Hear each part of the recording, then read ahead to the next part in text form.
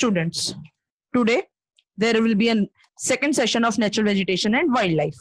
In this session, we are going to learn about wildlife. So basically, what is wildlife? Wildlife refers to all non-domesticated animals, insects, birds, marine life, and many other microorganisms which live in natural environment. Non-domesticated, that means the animals which we are keeping at our home, they are not a part of wildlife.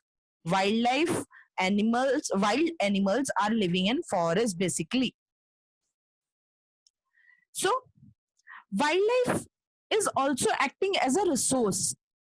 As wildlife, you can say animals give us various products such as meat, wool, milk, and we are using those products in our day-to-day life. Second, insects such as bees, butterflies, they help in pollination. And the major help of wildlife is that animals are a part of definite food chain in the ecosystem. Like we already know, herbivores feed on plants, carnivores feed on herbivores. When animal dies, other animal like vultures, they act like in scavengers and feed on dead livestock.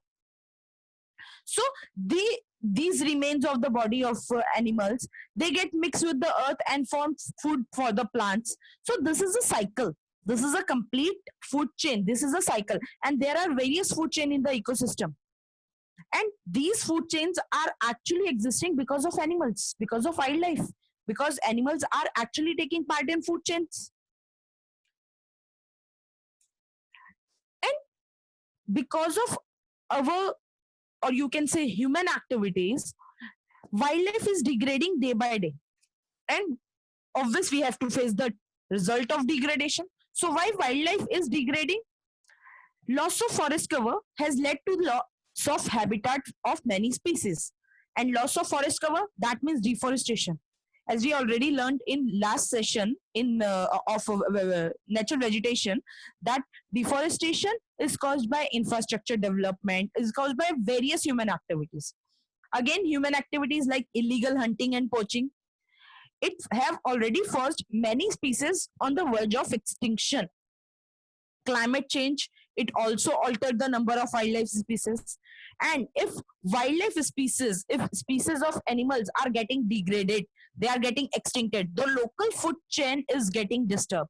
And because of that local food chain, larger food web will also get affected. Now, how to conserve wildlife? As we have already learned that wildlife is of various use, wildlife is very important for our natural environment. So how we can actually conserve this wildlife? So various acts such as Wildlife Protection Act 1972, such type of acts are made to protect endangered animals. Various projects are going, like Project Tiger to protect tiger. Biosphere reserves are conserved to protect biological diversity. National park are also been set up. Now, what do you mean by national park?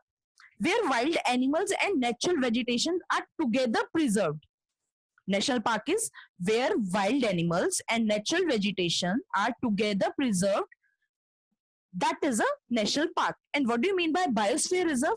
Biosphere reserve, actually, it is a large area where vegetation, wildlife, and environment are conserved.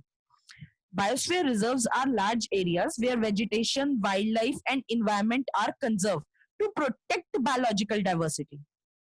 Then wildlife sanctuaries have been set up to protect various endangered species of animals. Usage of several animal products like Pashima shawl. Pashima shawl, you must have listened this name. It has made from wool of the animals. These type of products have already been banned in the country, in the world. NGOs like WWF, World Wild Fund for Nature, they are working to create awareness to protect endangered animals. So these all projects, these all steps are being already taken to conservation, to conserve you can say natural wildlife. But for being a citizen of this world, we should also create awareness in the society to protect natural vegetation. If we are protecting natural vegetation, we are protecting the home of wildlife also.